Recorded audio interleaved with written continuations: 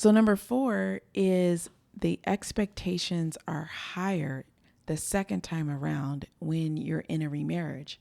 Yeah. And that's something that I know that we have discussed, which is unmet expectations. Some people have expectations that were not discussed with the new spouse. Well, they feel like the new marriage is the remarriage is supposed to fix everything in the old marriage. So it's like an extension of the previous marriage, kind of, in their mind. Right. Yeah. Like it's supposed to correct instead of Be creating new. something new. Yeah. Yeah. That's something that has to be discussed. Like, what is it that you really want out of this marriage? Well, one of the things I believe I said before, which I'll say again, which is, what is this marriage? Like, what are we doing? Because if you don't understand that and have a clarity on this, then you will have unmet expectations, because I'm not sure what this is. Is this an extension from your previous marriage? I'm not the same person that that person is. So we have to bond, and you have to know who I am. I have Right. to know who you are. We have to know who the children are if we have children. Because So it's a lot of comparing. there's a lot of comparisons, and comparisons are not good. Yeah, it's comparison to the spouse. It can be comparison to the status you had, physical, financial, emotional comparison. And this is something that you need to discuss.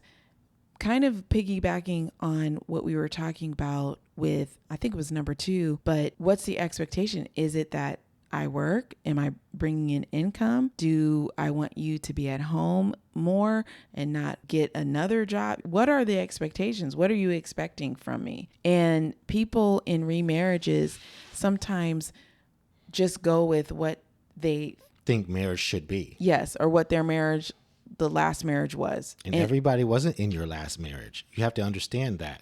Everybody was not in your last marriage. No. Everybody has their own marriage, a different marriage, and the marriage that you're in now is totally different than the one you had before.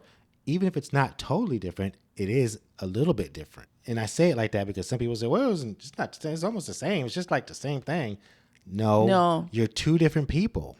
Remarriage may seem like it is the same because you're there, but if you did the work that we want you to do before you get into it, you will know that it's something new because you're new.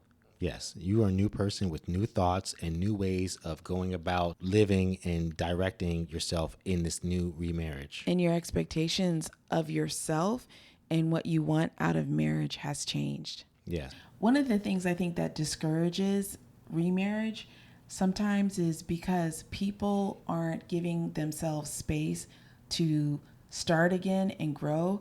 So they're really basing their relationship on performance instead of like partnership. So you're not really learning how to be a good partner to your spouse. You're just trying to perform as a man or as a woman to your spouse. Well, I was saying it by you are wanting it to be like something else. So maybe, if you were married to a billionaire, right? And then you're divorced. And now you're not married to a billionaire anymore. You're kind of performing. You're just married to a millionaire now. I think a big challenge in remarriage is wanting your new marriage to be better or outperform your old marriage. Whoa, so that's comparison. It's a comparison, and it's also an expectation. Well, I was married before, I'm married now. Things should be better or different, and they should be, but it's the way that you kind of measure that, Well, there's a lot of factors that have to go into making it better, because you have two different people, two different situations, and as we talked about earlier, two different histories. So now we have to change a lot of things or increase or learn some things in order to make it better than what you are expecting from your, the previous relationship. Yeah, or that your spouse already knows what you like, knows what you want, knows all of these things. Or how to get to that level. Yeah, you have to have a partnership more than just performance. And remarriage will challenge that because due to the fact that you're two different people, and in our relationship, it was so different. Our home life, we both downsized, to start over, and There's a lot of downsizing when you start over. it can be. Can Yes. be for some people. But for us, we wanted to because we also wanted to go on one income in the future. So we were practicing that, then, and we wanted to save to invest and do other things. So we had a purpose for what we were doing. We weren't just. Well, we also had a purpose for the property that we moved into. Yeah. Like we knew that property was going to be an asset and not a liability for us. So that means that it was going to make us money by becoming a rental property. I think one of the biggest challenges remarriages have is each spouse is expecting their lifestyle to kind of be uninterrupted, or they have an expectation of their lifestyle either being, the same uninterrupted or even better. Mm-hmm. And sometimes it's not just about what it looks like, the performance side of it, it's the partnership with your new spouse. Yeah, so you have to have bonding time to help it to grow so that your remarriage grows, and then everything around it will grow as well. Yeah, so if you are, like in our situation, we both downsized our homes so that we could live comfortably and use our other finances for, the investments and things that we had planned for. That had a total different look than what our marriage and our outward showing looked in our other marriages. Yeah. And we could not be concerned with performance. Mm-hmm. We had to be more focused in partnership on what me and you were doing together.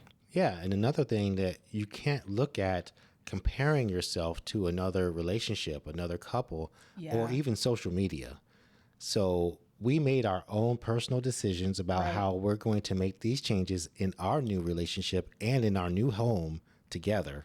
So managing expectations is a high stake item in remarriage. You've probably heard us mention this before. We were the children of divorced parents, and we both have been divorced ourselves. And now we're 15 years strong in our remarriage journey. So trust us when we say we get it when starting over and building a new life together. If you're ready to reclaim your power in love, life, and money, I wrote Power Over All just for you. It's real, it's encouraging, and it's meant to walk with you as you heal and grow. There's also a companion journal to help you track your progress and reflect all year long. Grab your copy today and step fully into the power God already gave you. Links in the description. Now let's get back to the episode. So the fifth topic is legacy thinking replaces survival thinking. Yeah, that's so important. Yes. That's really good because remarriage requires long-term intentional design. You have got to be intentional about your remarriage. Yes. You cannot just wing it. Everything is on purpose. We're doing this and we planned to do this. Yes, because life is lifing. Lives. And you need to have something in place. It's not going to work if you and your spouse have not come together and been intentional about the direction that you want this marriage to go in. Well, the interesting thing about this marriage that we have is, I had children in my previous relationship, and then you wanted to have children with me. And so I said, give me 1 year of you and I bonding with each other, and then we can have children together. Yes, and you planned that, you communicated that to me. It was not just like, I don't know, I felt like you weren't just reacting to the request. You were like thinking about it and you were intentional. And then I could get on board. That sounds like a good idea. I specifically gave you a date of when we would have a child. And we did. And on that date, You delivered. That's a good way of putting it. I like that. Yeah. And, smart couples protect their remarriage fiercely. Yeah. So that's what we want for you. We want you to be the smart couple that protects their remarriage, that is intentional about planning time together, planning for the future, planning for your finances, having a vision for your family, and not just assuming that, hey, we love each other, that's going to be enough. No, it's not enough. It is great, but it's not enough. No, smart couples know that in a remarriage, it takes a whole planning. Strategically. Yeah, and I think we had said that before. It doesn't seem romantic. Like, it can take the romance and the heat away from it, but you can still have heat and romance. You can still have all of those things, but you don't want the problems, because the problems are the real things that take the romance and the heat away from your remarriage. And the problems are the things that you did not address, that went unaddressed, and now they have caused something very big, a wedge in your relationship. Yes. And we don't want wedges. We don't want triggers. We don't want to compare ourselves to other relationships. So we want to create shared vision and values. That's with discussion. That's with intentionality on why we do the things that we do, why we are communicating the way that we are, why we're doing this. And having that helps people go in the same direction. And usually when you're remarried and like this is my marriage for life, you do want to plan for the future, retirement. Yeah. If that's, from your job, you want to plan for getting older together. Yes. Where do we want to live? Yeah. We're going to get older. What do we want to do? Yeah. And who do we think is going to take care of us? How are our bodies going to react? I was thinking about it when you were talking. I was like, wow, I've been with her for 3 different decades, and so it's amazing to me that we've known each other now in 3 different decades. Yes. And this 3rd decade is very interesting. This is one of our grown, decades. It's our grown and sexy decade. Grown and sexy decade, but it's a lot of work. That's because we planned a lot to have that. We went through all of the seasons of blended family, of our own family, of exes.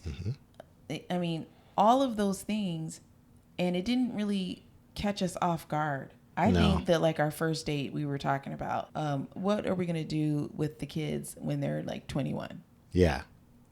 All of the kids, future kids we didn't even have. We were having discussions, what if scenarios.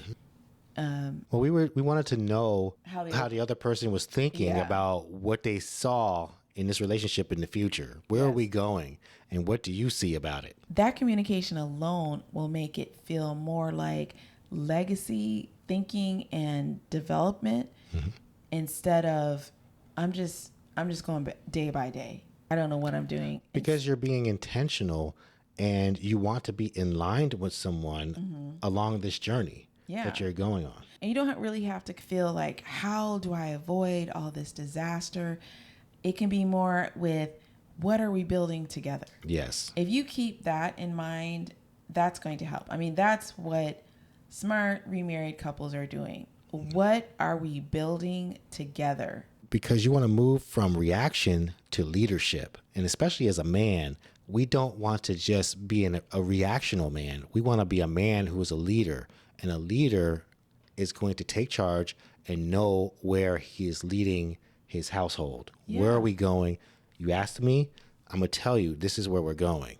But I also am going to have conversations with you. I'll have conversations with the children, and Daddy will let you know this is where the household is going. I'm going to let you know, hey, babe, we're going to go over here. That's what true leadership is. I'm taking consideration from you and from the children in my household, and then we're all going to go in the same direction. We do that, and you can do that in your remarriage, because we don't want you to be out here just struggling to keep it all together. And remarriage has a lot more responsibilities. It has a lot, like we talk about, emotional baggage. And so there is a way to make that path forward much smoother. So the second time you're considering marriage, it's not just about love anymore. We hope that this helps you with the 5 ways remarriage raises the stakes, and now you know how smart couples prepare. Right. And you can approach it with wisdom instead of fear. Yes. This was a great conversation. It was needed. And so thanks for listening to this episode, and we hope to see you in the next one. Bye-bye.